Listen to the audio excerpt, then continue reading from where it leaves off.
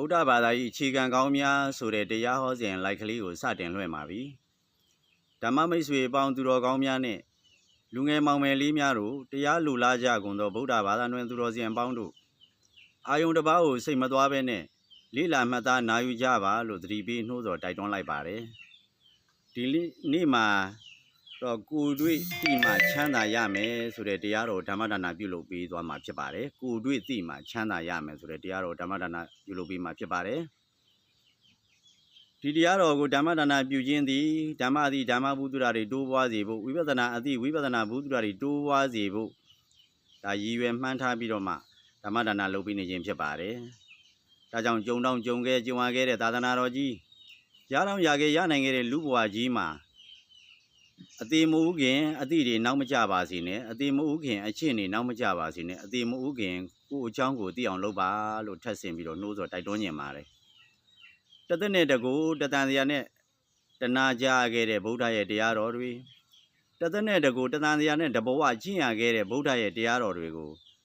ုဒီနေ့ဓမ္မမိတ်ဆွေပေါင်းသူတော်ကောင်းများသာသနာတော်ကြီးနဲ့ထိတ်တိုက်ခြုံတွေ့ခွင့်ရလို့သာဒါမိမိတို့နာခွင့်ကျင့်ခွင့်ရမှာဖြစ်ပါတယ်ဒါကြောင့်ဒီအခွင့်အရေးတွေကိုလက်လျှော့အဆုံးရှုံးမခံပါနဲ့လို့လည်းထပ်ဆင့်ပြီးတော့နှိုးဆော်တိုက်တွန်းနေပါတယ်ဒါကြောင့်ဓမ္မမိတ်ဆွေပေါင်းသူတော်ကောင်းများကိုတွေ့တိမှချမ်းသာရမယ်ဆိုတော့ကိုတွေ့တိအောင်ဒါမိမိတို့ကကျင့်ရမှာဖြစ်ပါတယ်ကျင့်တဲ့အခါမှာပြီးခဲ့တဲ့လိုက်မှာပြောသွားသလိုပ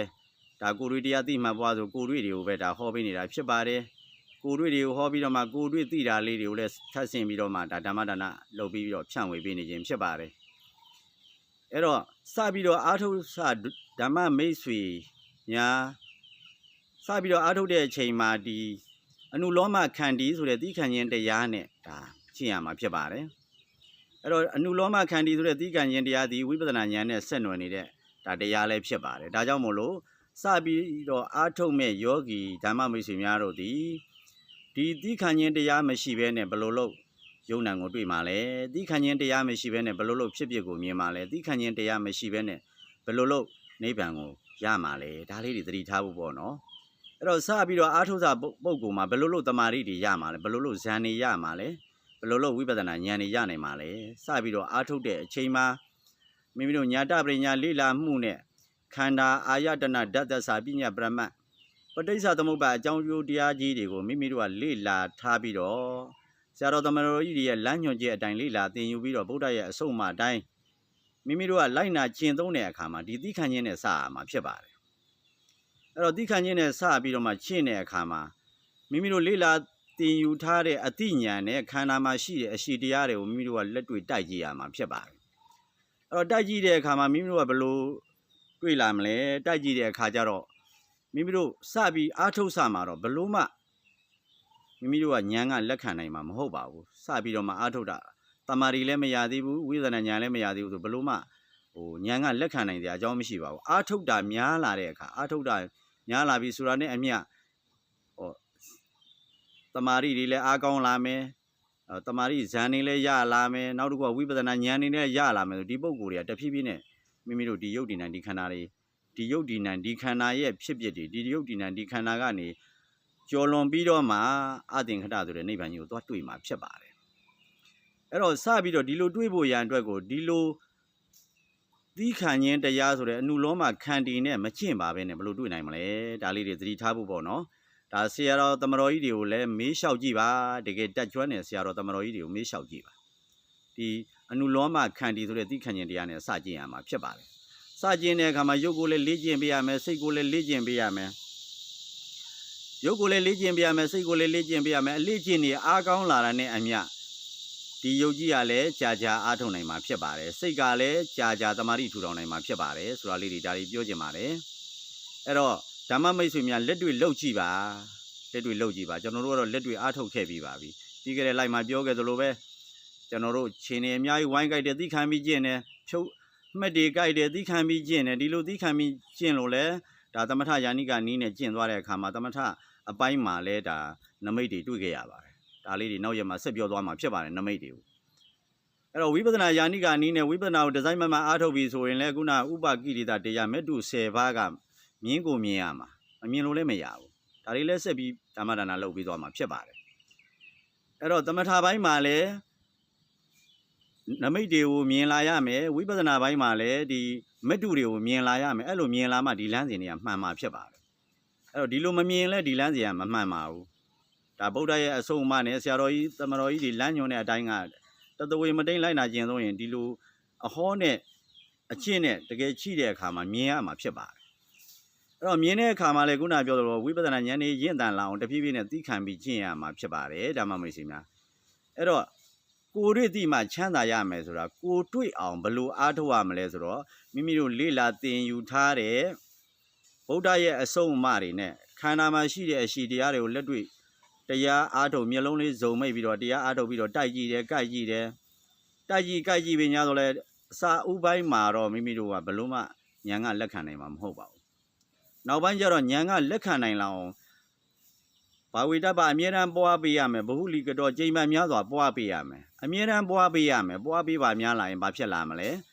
ခန္ဓာအရှိဉာဏ်အသိနဲ့ကြိုက်လာပြီးတော့ဘုရားဟောတာမှန်တာပဲဘုရားဟောတာမှန်လိုက်တာဘုရားဟောတာမှန်လိုက်တာလို့မိမိရဲ့အသိဉာဏ်ထဲမှာလက်ခံလာနိုင်တဲ့အဆင့်ကိုရောက်လာပြီဆိုရင်ယုံ nant လည်းမြင်ပြီဖြစ်ဖြစ်ကိုလည်းမြင်လာမှာဖြစ်ပါတယ်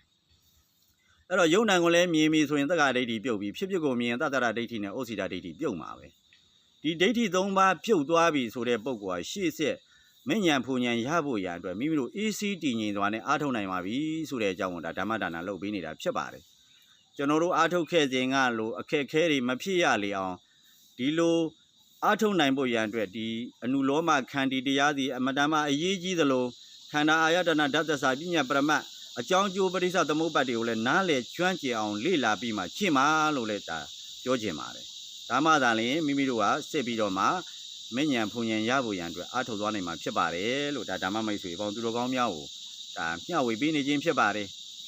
ဒါကြောင့်လက်တွေလည်းအားထုတ်ကြည့်ပါပထမတော့ယုံ nant ပဲတွေ့မလဲယုံ nant တွေ့မတွေ့ဖြစ်ဖြစ်မြင်မမြင်မိမိတို့ကအနုလောမခန္တီဆိုတဲ့သီးခံခြင်းတရားနဲ့အမြဲတမ်းလေ့ကျင့်ပေးနေရမယ်ယုတ်ကိုလည်းလေ့ကျင့်ပေးနေရမယ်စိတ်ကိုလည်းလေ့ကျင့်ပေးနေရမယ်အဲ့တော့အလေ့ကျင့်နေအားကောင်းလာရင်ယုတ်ဟာလည်းကြာအားထုတ်နိုင်မှာဖြစ်ပါတယ်စိတ်ဒီလည်းကြာတမာရီထူထိုင်နိုင်မှာဖြစ်ပါတယ်တမာရီတွေရလာမှာဖြစ်ပါတယ်အဲ့တော့တမာရီတော်ဘိတ်ကိုရတာဗုဒ္ဓံပဇာနာတိဆိုတဲ့တမာရီအားကောင်းလာတဲ့ပုဂ္ဂိုလ်ကဒီယုတ် nant ဒီခန္ဓာတွေကိုသူ့ရဲ့သဘောအမှန်တွေကိုဉာဏ်ထဲမှာရှင်းရှင်းလင်းလင်းကွင်းကွက်မြင်လာမှာဖြစ်ပါတယ်လို့ဒါပြောချင်ပါတယ်အဲ့တော့အစာဥတော့ဘယ်မြင်မလဲအစာဥအားထုတ်စားမှာတော့မိမိတို့တမာရီလည်းရလာပြီးဝိပဿနာဉာဏ်လေးတွေလည်းရတဲ့လောက်ရလာပြီးဆိုတဲ့အချိန်မှာမြင်တဲ့အမြင်ကတော့ကျွန်တော်တို့အာယုံတက်မှာမြင်တဲ့အမြင်မျိုးပဲရမှာဖြစ်ပါတယ်အာယုံတက်တဲ့အချိန်မှာကြည့်လိုက်မယ်ဆိုကိုယ်နဲ့ကိုယ်ပတ်ဝန်းကျင်ကိုကြည့်လိုက်မယ်ဆိုရင်ဝိရိုဝါဒနဲ့ရှင်းရှင်းလင်းလင်းမမြင်ရဘူးပေါ့အဲ့လိုအမြင်မျိုးပဲရအောင်မယ်နောက်ဆုံးဉာဏ်နေရင့်လာတဲ့အခါကျတော့နေထွက်တဲ့အခါမှာမြင်ရတယ်လို့ပဲကိုယ်နဲ့ကိုယ်ပတ်ဝန်းကျင်ကိုလှမ်းကြည့်လိုက်ပြီဆိုတာနဲ့ကိုယ့်ရဲ့မျက်စိထဲမှာရှင်းရှင်းလင်းလင်းကွင်းကွက်မြင်နေရတယ်လို့ဝိပဿနာဉာဏ်နေရင့်တန်လာတဲ့အခါမှာလည်းအဲ့ဒီပုဂ္ဂိုလ်ဟာဒီယုတ်ဒီနံဒီခန္ဓာရဲ့သဘောဒီယုတ်ဒီခန္ဓာရဲ့အနိစ္စလက္ခဏာဒုက္ခလက္ခဏာအနတ္တလက္ခဏာဆိုတဲ့လက္ခဏာကြီး၃ပါးကိုလည်းဉာဏ်ထဲမှာရှင်းရှင်းကွင်းကွက်မြင်လာမှာဖြစ်ပါတယ်လို့ဒါပြောကြပါတယ်ဓမ္မမိတ်ဆွေများဒါကြောင့်မလို့စိတ်မပြည့်နဲ့စိတ်မညစ်နဲ့စိတ်ဓာတ်မကျနဲ့စိတ်ပြည့်မဲ့စိတ်ညစ်မဲ့စိတ်ဓာတ်ကျသွားမယ်ဆိုမိမိတို့အခွင့်ကောင်းအခါကောင်းအခွင့်လန်းကောင်းနေဆုံးရှုံးသွားမယ်လို့ပဲပြောကြပါတယ်အဲ့တော့ဒီအခွင့်လန်းကောင်းဟာလောကမှာရှိနေတဲ့တန်ဖိုးမဖြတ်နိုင်တဲ့အခွင့်လန်းနေတဲ့ဒီဗုဒ္ဓရဲ့အဆုံးအမဟိုရရှိဖို့အခွင့်လန်းသည်အမတန်မှအရေးကြီးပါတယ်ဘလို့မှကိုတန်ဖိုးမဖြတ်နိုင်တဲ့ယရနာကြီးကိုရမှာဖြစ်တဲ့အတွက်ကြောင့်ကြိုးကြိုးစားစားနဲ့စိတ်ဓာတ်မကြပဲစိတ်မပြည့်ဖဲစိတ်မညစ်ဖဲနဲ့နေ့စဉ်လက်တွေ့ရှင်းကြည့်ပါလို့ဒါတိုက်တွန်းနေပါတယ်ဓမ္မမိတ်ဆွေများလက်တွေ့ရှင်းကြည့်ပါ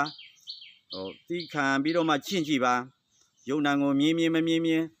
ဖြစ်ကိုမြင်မမြင်သီးခံပြီးရှင်းကြည့်ပါများရင်တမာရီထူထောင်ပါအရင်ဆုံးတမာရီတွေတဖြည်းဖြည်းနဲ့ရလာပါလိမ့်မယ်နောက်ပိုင်းကျတော့ဘုန်းကြီးတို့ကဒီညာတပရိညာတော့ခြေအောင်လေ့လာရမှာပေါ့နော်ညာတပရိညာဆိုတာခန္ဓာအာယတနာဓာတ်သစ္စာပညာပရမတ်နောက်တစ်ခုကအကြောင်းကျိုးပရိစ္ဆသမုပ္ပါဒ်ကိုတော့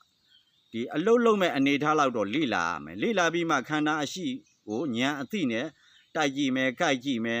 တိုက်ကြည့်ကြိုက်ကြည့်ပါများလာတဲ့ခါကျတော့မိမိဉာဏ်ကလက်ခံလာမယ်ဉာဏ်ကလက်ခံလာတဲ့အထိမိမိတို့ကလည်းကျင့်သွားရမယ်အဲ့ဒီကျင့်သွားပြီဆိုအဲ့ဒီပုဂ္ဂိုလ်ကရှေ့ဆက်မဉ္ဇဉ်ဖူဉ္ဇဉ်ရဖို့ရမခေးရင်တော့ပါဘူးမဉ္ဇဉ်ဖူဉ္ဇဉ်ရဖို့ရမဝေးတော့